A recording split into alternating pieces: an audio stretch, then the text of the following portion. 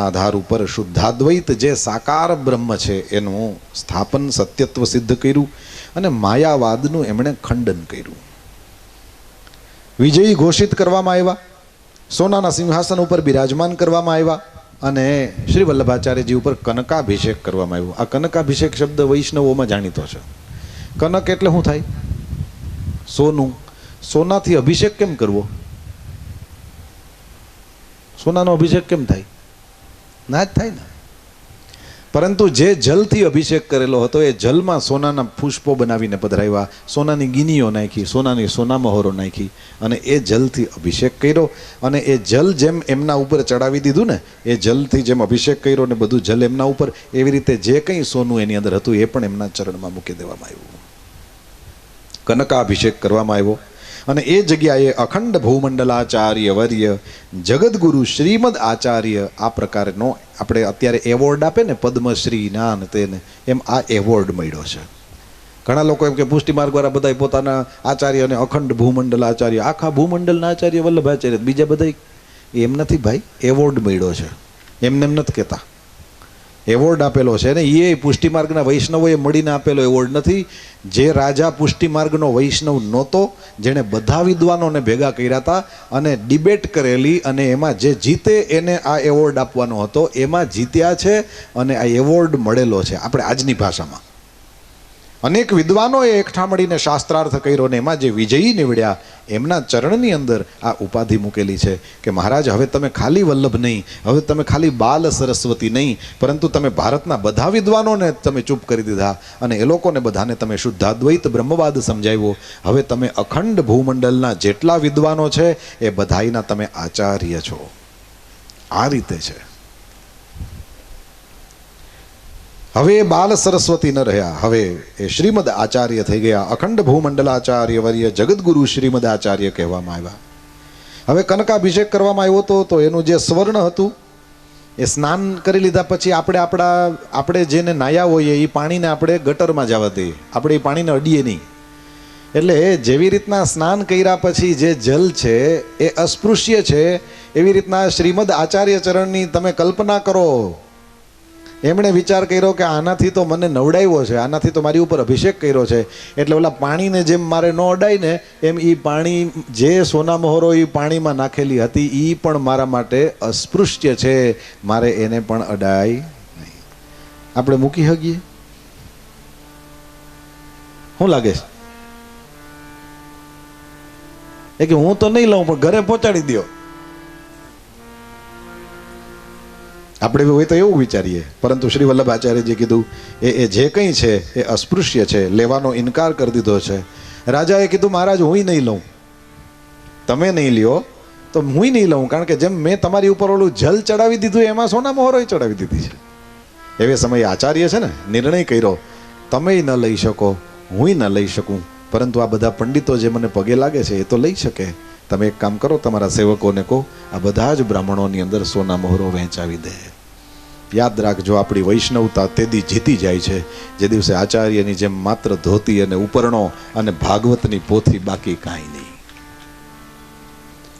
જેથી રૂપિયા હાટું જૂટા જૂટી ઘરમાં ને ઘરમાં કરો ને, તેથી યાદ રાખજો આપણે વૈષ્ણવ છીએ, આપણે એના ચેલા છીએ જેણે સોનું મૂકી દીધું હતું। મારાથી સોના માટે ઝઘડા ન કરાય। મારો ગુરુ લાજે જો હું મારા ને મારા ઘરની અંદર કોઈ પણ પ્રકારના ઝઘડા કરું।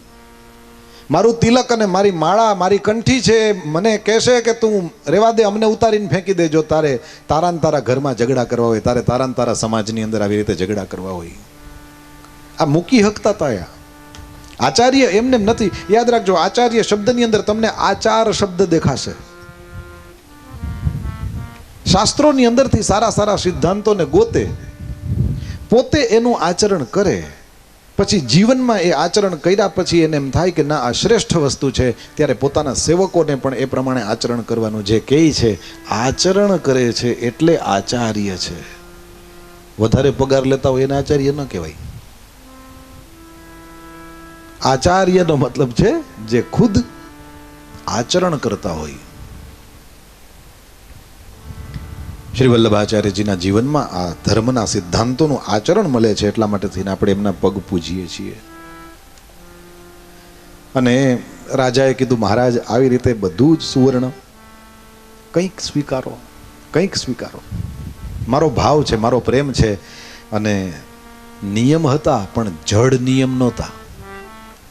હરખી રીતે સમજો તમે. આ નિયમ હતા પણ જડ નહોતા. હમણાં થોડીક વાર પહેલા જેમણે એમ કીધું કે અસ્પૃશ્ય છે આ સોના મોહર હું ન લઉં, રાજાએ ચરણમાં પડીને વારંવાર વિનંતી કરી. ત્યારે આમાં લખેલું છે 7 સોના મોહર સ્વીકારી પણ ખરી. પથ્થર ઉપર લીટા ન હોય દરેક વાતના. સામેવાળો માણસ પ્રેમી હોય, ભાવથી ભરેલો હોય તો એની વાતને સ્વીકારવાની હોય. રાજા રામ, તમારા મનમાં અત્યારે તમે કહો કે 80-85 વર્ષના માજી લઈ આવો જેના મોઢામાં દાંત નથી.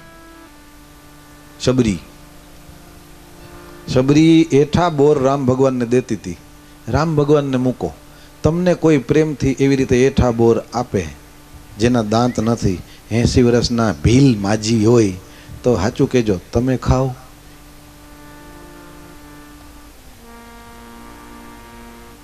આને હું કર્યું હતું એ તમે સમજો. પણ જ્યાં સુધી આપણા ઉપર ન લઈએ ત્યાં સુધી આપણને કંઈ સમજાય નહીં. પ્રેમનું કેટલું બધું મહત્વ હતું. આ ભગવાન છે. વિધિ નિષેધ ચોક્કસ હોય પણ એટલા બધા ન હોય કે સામેવાળાનો પ્રેમ હોય તોય પાછા કાયદા પકડી રાખે. ના, એનાથી છોવાઈ ન જાય, એનાથી એની ધર્મની મર્યાદાઓનો લોપ ન થાય. જ્યાં પ્રેમ હોય ત્યાં નિયમ હોય જ નહીં. ગોવિંદ સ્વામીએ શ્રીનાથજીને કાંકરી મારી હતી. વાર્તા કોને કોને ખબર છે? હાથ ઊંચો કરો. થોડાક જણાને તો ખબર છે. ચલો, સારી વાત છે. તમને ખબર છે તો તમે આજે વલ્લભાચાર્યજીનો જન્મદિવસ એવી રીતે ઉજવો કે એ તમે બીજાને કહેજો. એ વાર્તા તમારી પાસે કંઈક સારું હોય તો બીજાને આપજો. તો છોવાઈ ગયા કે ન છોવાઈ ગયા?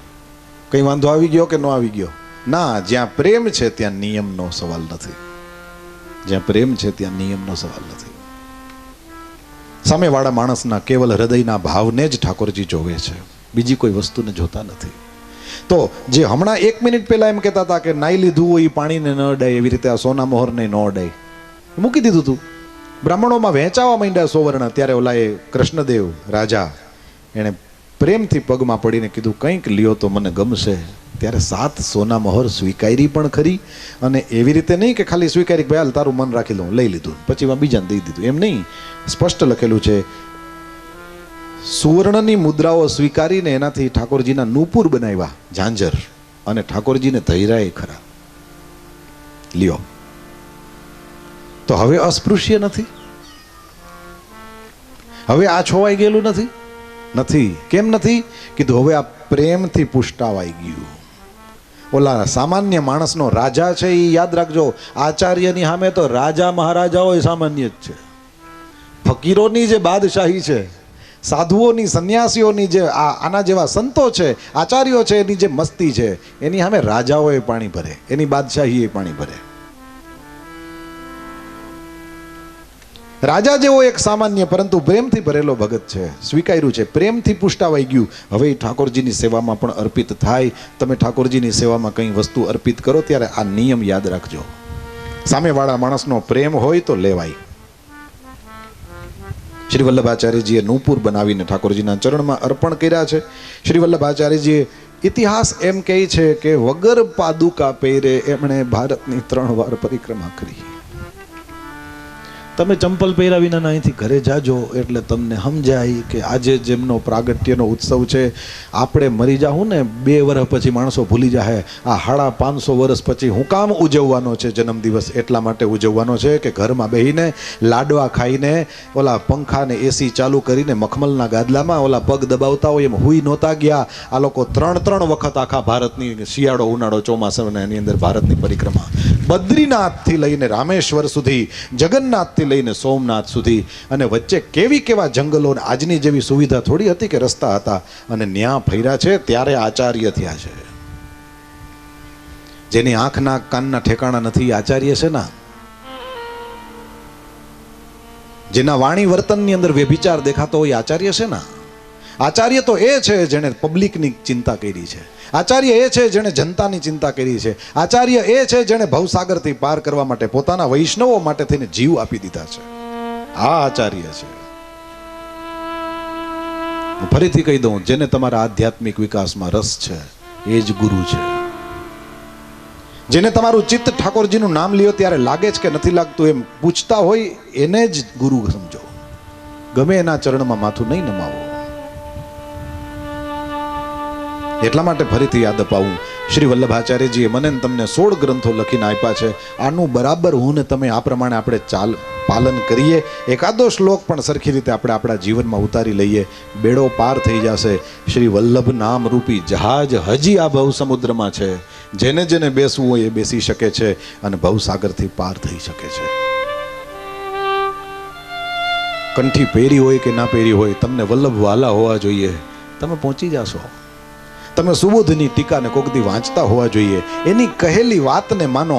પછી આ બહારનો જે મેકઅપ છે થઈ કર્યો તોય સરસ ને કોક દી ભૂલી ગયા તોય ઠાકોરજીને કંઈ વાંધો નથી. ભાઈ સાહેબ, ઠાકોરજીને કંઈ વાંધો નથી. કંઠી ગળામાં કોક દી ભૂલી ગયા, કંઈ વાંધો નહીં, ચિંતા ના કરો. તમે તમારી માળા નથી ચૂક્યા ને, માળા બરાબર કરીને, સેવા બરાબર કરીને, આજે કોઈનું અપમાન તો નથી કર્યું ને, એકાદશીનું વ્રત આવતું હોય ત્યારે વ્રત બરાબર કર્યું છે ને, રોજ દર્શનનો નિયમ છે એ તો ભંગ તો નથી થયો ને. તો એક દી તમે માળા ભૂલી જાઓ તો કંઈ ઠાકોરજી લાકડી લઈને વાહે નહીં થાય. એક દી ચાંદલો કરતા, તિલક કરતા તમે કરો છો એ મને ગમે છે બહુ, એ હું તમને ચોક્કસ કહી દઉં. સ્વામિનારાયણ સંપ્રદાયના અનુયાયીઓ, પુષ્ટિ માર્ગના અનુયાયીઓ અહીંયા અગતરાઈમાં જેટલા છે, જેને જોઈએ તિલક, યાદ રાખજો, તિલક તમે કરો છો ને તમને જોવાવાળાઓને સુકન થાય. કારણ કે તિલક જોવે એટલે તરત જ ઠાકોરજીની યાદ આવે. કારણ કે આ તિલકનો આકાર, તમે સ્વામિનારાયણ સંપ્રદાયના જે હરિભક્તો તિલક કરે કે પુષ્ટિ માર્ગના વૈષ્ણવ, યુ આકારનું, આ યુ બીજું કંઈ નથી, આ ચરણનું ચિહ્ન જ છે. હવે ઉપર ઓલા 5 આંગળા જ કરવાના બાકી આ પગ, એટલે મારા કપાળ ઉપર, મારા મસ્તક ઉપર હું ઠાકોરજીના ચરણને ધારણ કરું છું. આવી ભાવના છે આની પાછળ. તો એ સારી વાત છે જો તમે દરરોજ બરાબર ટાઈમસર કરી લેતા હો. પણ કોક દી પરદેશ ગયા, બીજું કંઈ થયું, ત્રીજું કંઈ, આમાં તો ભાઈ સંસારમાં હું ને તમે હોય એટલે ઘણી બધી વસ્તુઓ આપણી સામે આવે. કોક દી ચૂકી ગયા તો ચિંતા ન કરશો, પણ હરિ નામ બરાબર લીધું કે નહીં, જીભને એમાં લગાડી કે નહીં, ચિત્તને શ્રી કૃષ્ણના દર્શન કરાવ્યા કે નહીં, એનું ચિંતન કર્યું કે નહીં, એનું ધ્યાન કર્યું કે નહીં, થોડીક બને તો શરીરથી કોકની સેવા કરી કે નહીં, આટલું પકડી રાખો. યાદ રાખજો, મારા ને તમારા દેશના આ જેટલા શાસ્ત્રો, ભાગવતથી માંડીને જેટલા શાસ્ત્ર છે, એમાં ક્યાંય બહાર કેવો મેકઅપ કરેલો છે એનું મહત્વ જ નથી. રિપીટ, બીજી વાર કહું છું, બહારથી તમે કેવો ચાંદલો કર્યો ને, કેવા કલરના કપડાં પહેર્યા ને, કેવી કંઠી રુદ્રાક્ષ પહેરીને, સ્ફટિકની પહેરીને, 50 વસ્તુ દુનિયામાં ચાલે છે. ચંદનનો ચાંદલો છે કે કંકુનો છે, અને ભસ્મ લગાડેલી છે કે બીજું છે કે ત્રીજું છે કે, કોઈ ચિંતાની વાત છે નહીં. અંદરથી હું ને તમે કેવા, આનું મહત્વ છે. અંદરથી આપણે જેનો આશ્રય કરેલો છે, આપણે જેના પગ પકડેલા છે એ ન છોડીએ તો બહાર કોક દી ચાંદલો કર્યો તો એ સરસ લાગશો, ફોટો સારો આવશે. અને ન હોય તો જે ચાંદલો નથી કરતા એને ચિંતા કરવાની જરૂર નથી. તમારા ચરિત્ર ઉપર નજર કરો, તમારું ચરિત્ર કેવું છે. ટોટલ મહેનત જે કંઈ કરવાની છે એ આપણા માયલા ઉપર કરવાની. કારણ કે બહારથી તો અમુક નથી, આપણે અહીં તો એટલું તો આપણે તો પરિવાર બેઠો, બાકી મોટી મોટી સપ્તાહો થઈ ને 25,000 50,000 માણસ, અરે લાખ માણસ ભાગવત સપ્તાહ સાંભળતું હોય. હવે એની અહીં ચાંદલા કરીને પહોંચી જાય, એ હકીકતમાં કોકના ચેન ખેંચવા આવ્યા હોય. હવે આ ચાંદલાનું શું કર્યું એને? કોકના મોબાઈલ રેઢા પડ્યા હોય તો એ ઉપાડવા આવ્યા હોય. અને કંઈ નહીં તો ચંપલ તો કેટલા નવા થઈ જાય છે. ભાગવતજી તો કલ્પવૃક્ષ છે, જેને જે જોતું હોય આપે. કોકને નવા ચંપલ જોતા હોય તો એને એ ઠાકોરજી પૂરું કરે લ્યો. એ કે કથા સાંભળવા તો આવ્યા ન હોય કે ચંપલ હારા મળી જાય ને, ઠાકોરજી એના માપના ચંપલ એને બતાવે, લે આર્યા ઉપાડ. ને જાય હોય, જેના ગયા હોય એ નિરાતે જ ગોતે કે આની લીધા કે આની લીધા, કોઈ ક્યાંય જડે નહીં. પનોતી ગઈ, પનોતી હાથમાં આવી હોત તો જવા દેવાનો હતો.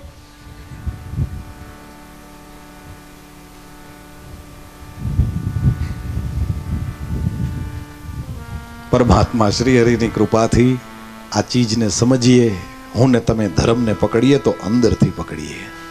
બહારથી સરસ કરીએ, સારું જ લાગે. અમે અમારી રીતે મેકઅપ કરીને અહીં બેસીએ છીએ, સારું લાગે, પણ એ મેકઅપ જ છે. કોક દી ભૂલાઈ જાય તો એનાથી કંઈ ફેર બહુ પડતો નથી. અસલ વાત તો એ છે કે અંદરથી આપણે આપણી જાતને સાચવી લઈએ કે આજ મેં કોઈનું અપમાન તો નથી કર્યું, આજે મેં કોઈની સામે ખોટું તો નથી બોલ્યું, આજે મેં મારો ધર્મ તો હાંચ્યો છે. જો આટલું થઈ ગયું, ભયો તો સરખી રીતે સમજવા જેવું છે આ લોકોનું ચરિત્ર.